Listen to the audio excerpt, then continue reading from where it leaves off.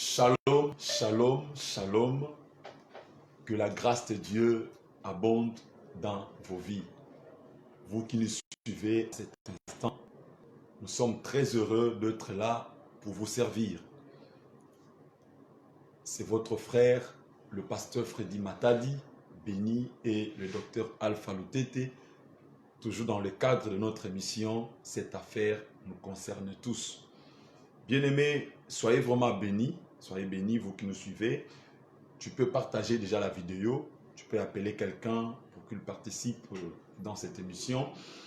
Tu peux liker la vidéo, bien-aimé dans le Seigneur. Tu peux aussi t'abonner dans notre chaîne YouTube, Semence TV.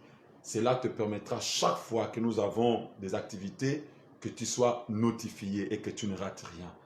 Bien-aimés, que Dieu vous bénisse. Nous étions là le mardi avec l'homme de Dieu, le docteur Alpha. Nous avons parlé sur les dimensions prophétiques de l'Église. L'homme de Dieu a parlé sur Ève avec Adam. Nous sommes arrivés, il a parlé sur, la fois passée nous avons parlé sur Tamar. Alors aujourd'hui nous sommes encore là. Comme vous savez, on ne fonctionne pas comme on veut, on se laisse conduire par l'Esprit de Dieu. Shalom, docteur. Shalom, shalom, shalom, pasteur Matadi. Que Dieu vous bénisse. Merci. Nous sommes très heureux d'être là. Merci. Nous sommes très heureux d'être là. La fois passée, on était vraiment beaucoup bénis.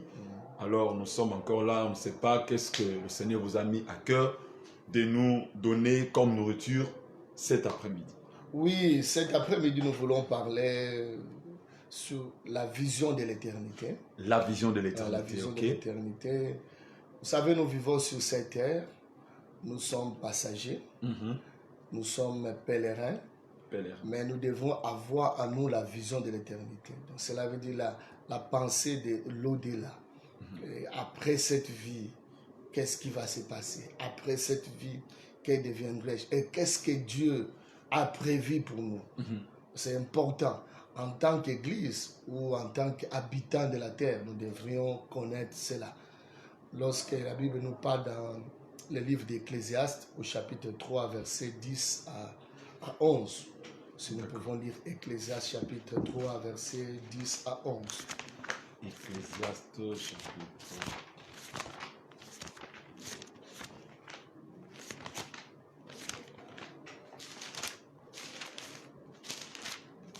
chapitre combien? Chapitre 3, versets 10 à 11. Nous lisons Ecclésiaste chapitre 3, versets 10 à 11. Nous lisons la parole de Dieu. Yes. Je vis à quelle occupation Dieu soumet les fils de l'homme. Il fait toutes choses bonnes à son temps, même il a mis dans leur cœur la pensée de l'éternité, bien que l'homme ne puisse pas saisir l'œuvre que Dieu fait du commencement jusqu'à la fin. Je vis à quelle occupation Dieu soumet les fils de l'homme. Sur cette terre, nous remplissons beaucoup de responsabilités. Nous sommes saisis par beaucoup d'occupations. Nous travaillons pour nourrir nos familles, nous travaillons pour notre bien-être, nous travaillons pour développer nos nations, nous travaillons pour développer nos familles, nous travaillons pour le futur de nos enfants. Nous nous battons dans toutes ces choses. C'est important. Ce sont des responsabilités que le Seigneur nous a confiées. Et Salomon a dit, je vis. Parce que Salomon a vu les hommes en train de travailler, préoccupés de leur vie, préoccupés à développer leur société, à développer leur nation, à développer leur famille, pourquoi pas même à développer nos communautés religieuses ou chrétiennes. Alors, mais il dit encore, mais dans toutes ces choses, Dieu fait toutes choses bonnes à son temps. À son temps. Donc, il est convenable de comprendre que c'est vrai, nous sommes appelés à travailler, mais chaque chose aussi à son temps. Et Dieu fait toutes choses bonnes à son temps. Lorsque le Seigneur nous donne le temps de travailler sur la terre, de nous occuper de tout ce qu'il y a comme notre charge, notre responsabilité, nous devons savoir que chaque chose a son temps. Comme Ecclésiaste commence à le parler toujours au chapitre 3, à partir du verset 1er. Et Dieu fait chaque chose à son temps. Il y a un temps pour vivre, il y a un temps pour mourir, il y a un temps pour lapider, jeter les pieds, il y a un temps pour les rassembler, il y a un temps pour embrasser, il y a un temps pour se débarrasser des embrassements. Mais dans toutes ces choses, il y a deux temps majeurs. Il y a un temps pour vivre, il y a un temps pour mourir. D'accord. Il y a deux temps majeurs. Il y a un temps pour vivre et il y a un temps pour mourir. Et la Bible dit Dieu fait toutes choses à son temps. Et Dieu a mis dans le cœur de l'homme la pensée de l'éternité. La pensée de l'éternité, quand bien même l'homme, de son côté, ne saisit pas l'œuvre de Dieu. C'est là où il y a des problèmes. Dieu a mis à nous la pensée de l'éternité, mais nous ne comprenons pas comment Dieu fonctionne avec nous. Nous ne comprenons pas là où Dieu va avec nous. Et c'est ainsi, aujourd'hui, nous voulons un peu parler sur la vision de l'éternité. Quelle doit être notre vision par rapport à l'éternité? Quelle doit être la vision de l'Église par rapport à l'éternité? Nous avons parlé de l'Église en tant qu'épouse de Christ. Nous avons parlé de Ève. Nous avons vu qu'Ève est sortie d'Adam mais doit retourner d'Adam. Nous avons parlé de Rebecca qui doit rejoindre Isaac. Nous devons parler de Tamar. Mais dans toutes ces choses, nous avons vu que Dieu prépare l'Église pour la rencontre du Seigneur. En quelque sorte, Dieu prépare l'Église pour une vie éternelle, une vie glorieuse. Ainsi, aujourd'hui, nous voulons beaucoup plus parler de l'éternité. Pasteur, vous voyez, lorsque nous perdons la vision de l'éternité, même notre manière de faire les choses sur la terre ne serait pas correcte par rapport à la pensée de Dieu. Ce n'est pas correct. Même nous qui sommes appelés à le servir, lorsque nous perdons la vision de l'éternité, nous allons servir Dieu, nous allons travailler pour Dieu, mais nous risquerons d'un côté de ne pas travailler avec Dieu. Ou ne pas travailler comme il se doit. Comme il se doit. Donc quand on dit travailler avec Dieu, travailler dans les normes, travailler dans la pensée de Dieu, tout en sachant qu'un jour nous rendrons compte à celui qui nous a établis. Amen. Et même nous qui nous sommes chrétiens, nous risquerons de vivre une vie spirituelle sur la terre en ayant presque toutes les capacités spirituelles. On prophétise, on parle en langue, on a des charismes, on a beaucoup de dons spirituels, mais oubliant à la finalité, toutes ces choses nous ont été données. Pourquoi? Et où allons-nous terminer avec cela? Et nous allons servir Dieu comme un peuple qui n'a pas une vision bien fixe. Alors, ainsi, nous devons revenir à la pensée de l'éternité. Nous devons revenir à la pensée de l'éternité. Dieu nous a appelés. Et pourquoi il nous a appelés? Ainsi de suite. Alors, lorsque nous lisons Matthieu chapitre 6, verset 31 à 33, que dit le Seigneur? Matthieu chapitre 6, nous lisons la parole de Dieu. Chapitre 6, le verset 33. La Bible dit ceci. Cherchez premièrement le royaume et la justice de Dieu, et toutes ces choses vous seront données par-dessus. Le Seigneur est en train d'établir un équilibre dans notre vie par rapport aux priorités. Il dit, cherchez premièrement le royaume de Dieu et sa justice, en quelque sorte ce qui est éternel.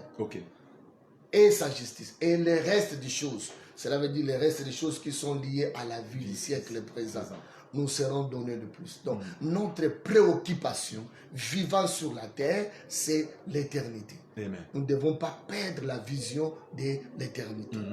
Et lorsque nous lisons Jean chapitre 4, à partir du verset 1er jusqu'au verset 3, Jean 4. Jean 14 plutôt. Jean 14, verset 1er. Jean 14. Oui, Jean 14. Que votre cœur ne se trouble point, croyez en Dieu. Ne se trouble point, croyez en moi. Croyez en moi. Il y a plusieurs demeures dans la maison de mon Père. Il y a plusieurs demeures dans la maison de mon Père. Si cela n'était pas, je vous l'aurais dit. Oui. Je vais vous préparer une place. Je vais vous préparer une place. Et alors je m'en serai. Et lorsque je m'en serai allé. Lorsque je m'en serai allé. Et que je vous aurai préparé une place. Oui. Je reviendrai. Et je vous prendrai avec moi, afin que là où je suis, vous y soyez aussi. Afin que là où je suis, vous y soyez aussi. Donc le Seigneur nous montre clairement que nous ne resterons pas éternellement sur la terre. La fois passée, nous avons parlé, il était question de préparer l'église. Et nous voyons le Seigneur de l'autre côté est en train de préparer la demeure. La demeure. Ou les demeures pour nous. Il est en train de préparer les demeures pour son peuple. Il dit que vos cœurs ne se troublent pas. Pourquoi? Parce qu'il sait, vivant sur la terre, notre joie ne sera pas parfaite. Amen. Vivant sur la terre, nous verrons des choses. Des problèmes, des guerres, des maladies, des difficultés. Toutes ces choses, peut-être qui vont nous dépasser. Certaines choses vont nous inquiéter. D'autres choses vont nous dépasser, vont susciter peut-être à nous des angoisses, des inquiétudes. Mais ça nous inquiète déjà beaucoup. Ça nous inquiète aujourd'hui. Ça nous inquiète aujourd'hui. Mais il dit que vos cœurs ne se troublent point. Amen. Croyez en Dieu, croyez en moi. Parce que en nous, il se dit qu'il y a la pensée de l'éternité. Amen. Il se dit que les hommes là doivent savoir qu'ils ne resteront pas là-bas éternellement. Et il dit que je suis allé vous préparer une place, afin que là où je suis, vous y soyez aussi. Je me serai allé et j'irai vous préparer une place. Lorsque je finirai la préparation, je viendrai vous prendre. Donc si le Seigneur n'est pas encore venu nous prendre, parce que nous disons qu'il prépare encore. Il prépare encore la place pour nous. Et lorsqu'il va finir toute la préparation, il viendra nous prendre. L'Éternel fait allusion à l'éternité. Ce qui arrivera après la vie présente. Ce qui arrivera après le siècle présent. Après notre pèlerinage sur cette terre. Il y a une autre vie qui nous attend, que le Seigneur est parti préparer pour nous. Et nous devrions garder cela. Amen. Notre Dieu n'est pas seulement le Dieu du temps présent, il est le Dieu de l'éternité. Lorsque nous lisons Ésaïe chapitre 40, versets 27 à 28. Ésaïe chapitre 40, verset 27. Ésaïe 40, nous lisons le verset 27 à 28, c'est ça? Ok, c'est Ésaïe 40, verset 27 à 28. Nous lisons la parole de Dieu. Pourquoi dis-tu Jacob, pourquoi dis-tu Israël, ma destinée est cachée devant l'Éternel. Mon droit passe inaperçu devant mon Dieu. Ne le sais-tu pas, ne l'as-tu pas appris? C'est le Dieu d'éternité, l'Éternel qui a créé les extrémités de la terre. Il ne se fatigue point, il ne se lasse point. On ne peut sonder son intelligence. C'est la même, nous avons les mêmes réactions, comme le peuple d'Israël, oui. Le fils de Jacob. Des fois, on se dit, ma destinée, mais qu'est-ce que je vais devenir? Mais le Seigneur va au-delà pour nous montrer qu'en dehors de cette vie présente, il est le Dieu de l'éternité. Il y a une éternité qu'il a prévue pour nous. D'où il veut que nous puissions nous vocaliser sur ça. Oui, nous puissions focaliser nos pensées sur cette éternité. Notre vision sur cette éternité. Amen. Il dit, mais pourquoi t'inquiètes-tu? Pourquoi te lamentes-tu pour ta destinée? Israël, je suis l'Éternel, le Dieu de l'éternité. Donc, ce que je planifiais pour toi ne se limite pas seulement pour le siècle présent, Alléluia. mais aussi pour le siècle à venir. Pour l'éternité. Mon plan pour toi n'est pas un plan qui se limite là. Soit durant 70 ans de ta vie, soit durant 60 ans de ta vie, même si tu es le plus robuste, tu peux vivre pendant 150 ans, 120 ans. Mon plan ne se limite pas là. Même si tu vas même jusqu'à 400 ans. Même si tu vas jusqu'à comme Metouchéla, avec 966 ans ou 969 ans. Mais le plan de Dieu ne se limite pas sur ça. Le plan de Dieu va au-delà. Il dit, je suis le Dieu d'éternité. Ce que je planifie, c'est de vivre avec toi éternellement. Et que tu vives aussi avec moi éternellement.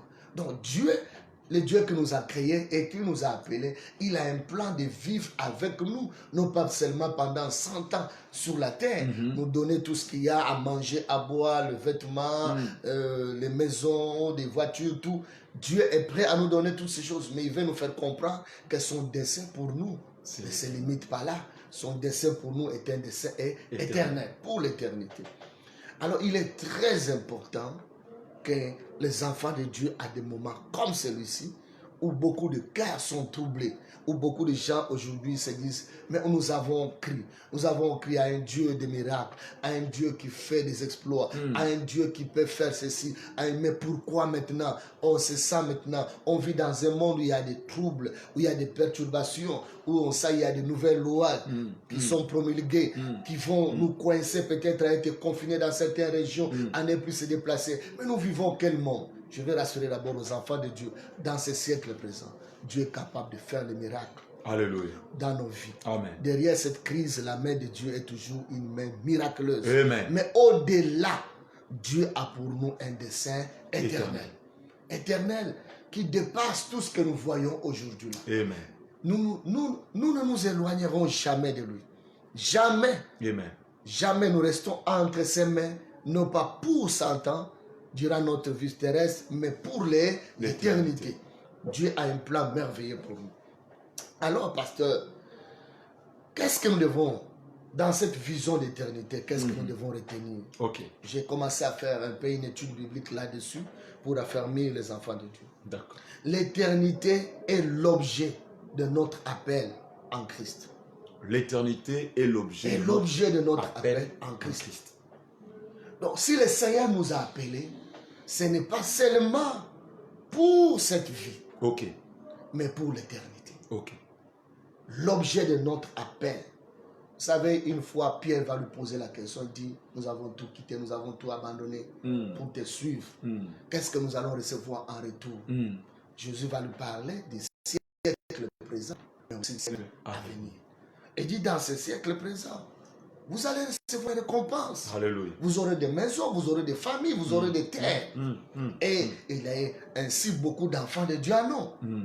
Beaucoup d'enfants de Dieu, beaucoup de serviteurs de Dieu à nous. Ils ont des terres, ils ont des familles. Mais, il dit, mais aussi la vie éternelle. Mais aussi la vie éternelle. Donc, ma bénédiction ne se limite pas dans ce siècle.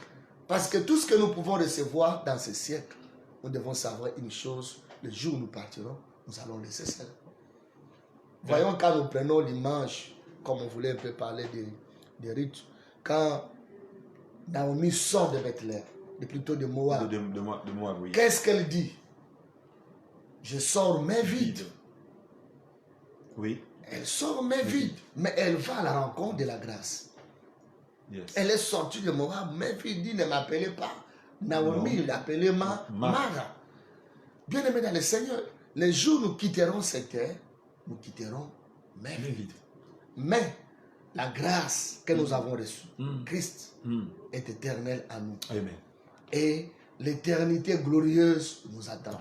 Donc, l'appel en Christ, l'éternité est l'objet de notre appel en Christ. Nous allons lire quelques passages.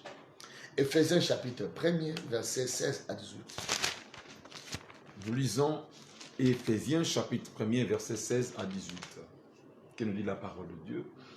Je ne cesse de rendre grâce pour vous, faisant mention de vous dans mes prières, afin que le Dieu de notre Seigneur Jésus-Christ, le Père de gloire, vous donne un esprit de sagesse et de révélation dans sa connaissance. Et qu'il illumine les yeux de votre cœur pour que vous sachiez quelle est l'espérance qui s'attache à son appel. Paul dit, je prie, je ne cesse. Donc, c'était l'objet de ses prières. Ok.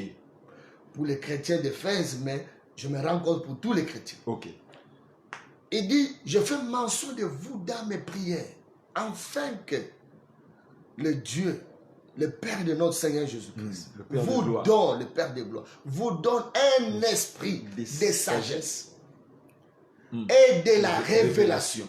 Il est question de sagesse et de la révélation, ou dans sa connaissance.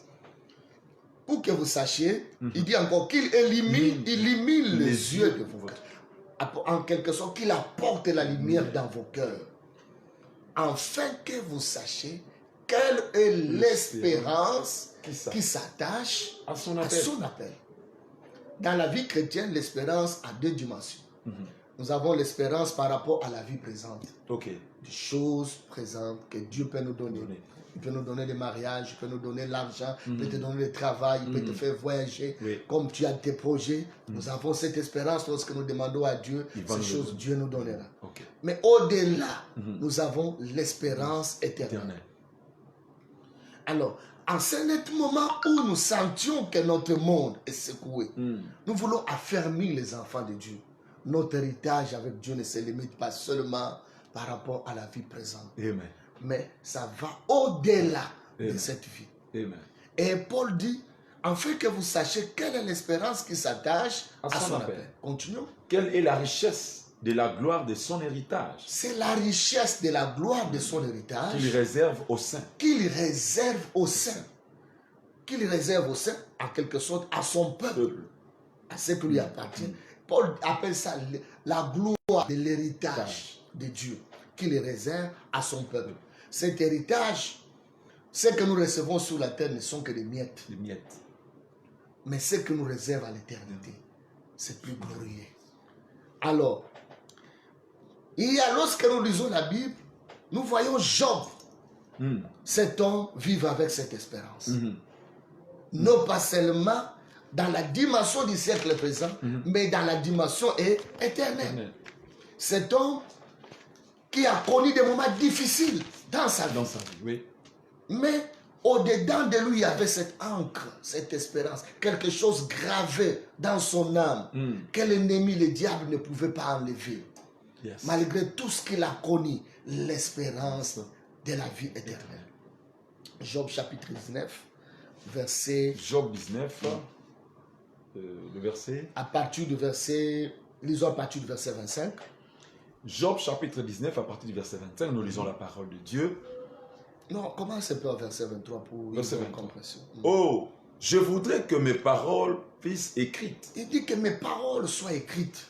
Qu'elles fussent écrites dans un livre. Dans un livre.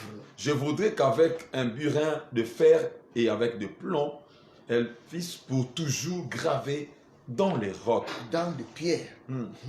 Mais je sais que mon Rédempteur est vivant. Il dit que je sais que mon Rédempteur est vivant. Et qu'il s'élèvera le dernier sur la terre.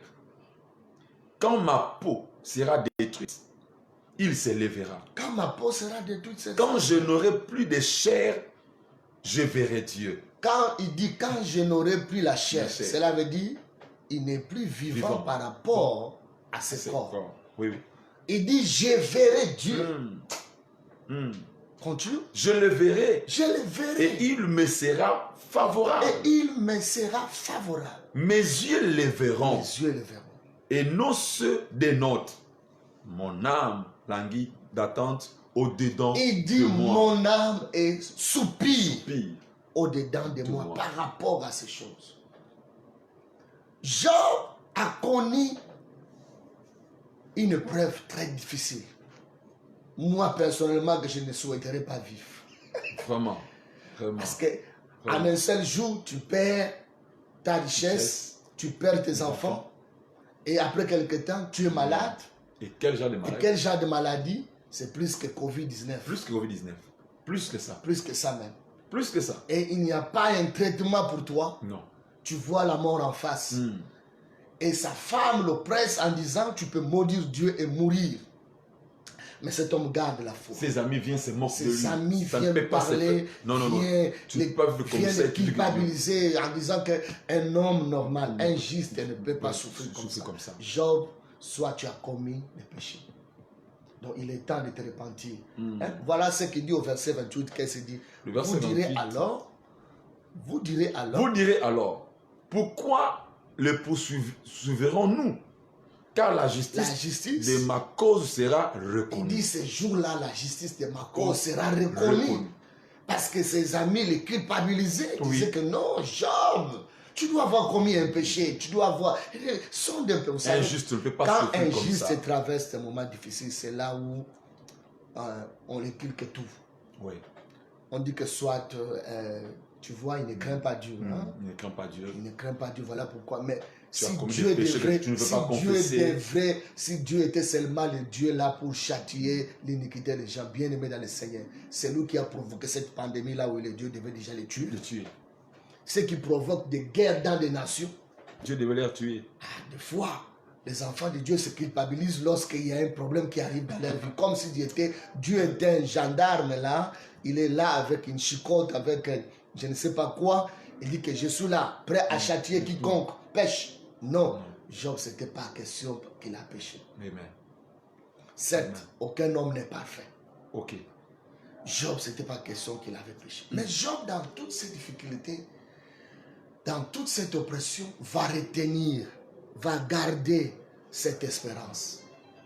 Je le verrai. Je le verrai.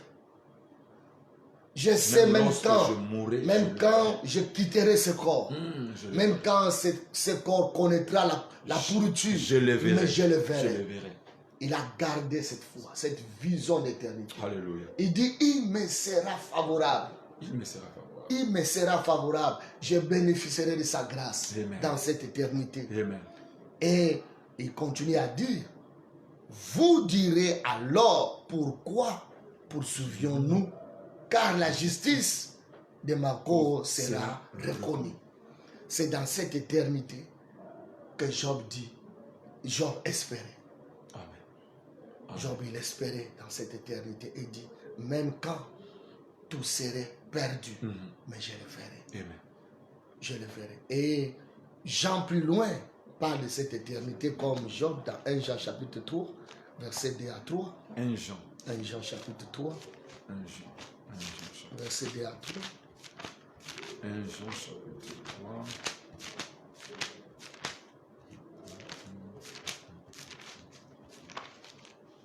Un Jean chapitre 3, le verset combien? Verset 2 à 3. Verset 2 à 3, la Bible dit ceci. Bien-aimés, nous sommes maintenant enfants de Dieu. Nous sommes maintenant, ça c'est le présent, enfants de Dieu. Et ce que nous serons Et ce que nous serons, n'a pas encore été manifesté. n'a pas encore été manifesté. Mais nous savons que lorsque cela sera manifesté, nous serons semblables à lui. Parce que nous les verrons tel qu'il est. Job a dit, je les verrai. Non pas les yeux d'une autre personne, mais mes yeux. Les yeux personnels les verront. Il avait la vision de l'éternité. Alléluia. Et Jean veut aussi communiquer cela aux enfants de Dieu, au peuple de Dieu, à l'église. Il dit, nous sommes maintenant enfants de Dieu. Depuis que nous avons reçu Christ, nous sommes devenus enfants de Dieu. Nous ne sommes pas seulement des créatures de Dieu, mais nous sommes devenus des enfants de Dieu. Dieu nous a donné son esprit, l'esprit de l'adoption qui crie à nous, Abba Père. Mais des fois, dans cet état, nous nous sentions des fois limités. Nous nous sentions des fois insatisfaits par rapport à certaines choses. Nous n'avons pas tout. Nous n'avons pas le contrôle de tout. Nous n'avons pas la domination sur tout. Mais des fois, nous sommes limités parce que le corps que nous portons est un corps corruptible, est un corps qui est limité. Alors Jean veut fortifier les chrétiens. Il dit, ce n'est pas que vous n'êtes pas puissants, ce n'est pas que vous n'avez pas Dieu en vous. Vous êtes enfants de Dieu. Nous sommes maintenant enfants de Dieu. Mais il dit, ce que nous serions n'a pas encore manifesté. Lorsque cela sera manifesté, nous le ferions tel quel. Alléluia. Cela veut dire, même si aujourd'hui nous avons une dimension de la gloire de Dieu, mais ce n'est pas la dimension totale de ce que Dieu veut, que nous soyons. Mais lorsque là sera manifesté, nous le verrons tel qu'il est et nous serions semblables à lui. Et il continue à dire, quiconque a cette espérance en lui se purifie comme lui-même est pur. Il est question de l'espérance éternelle.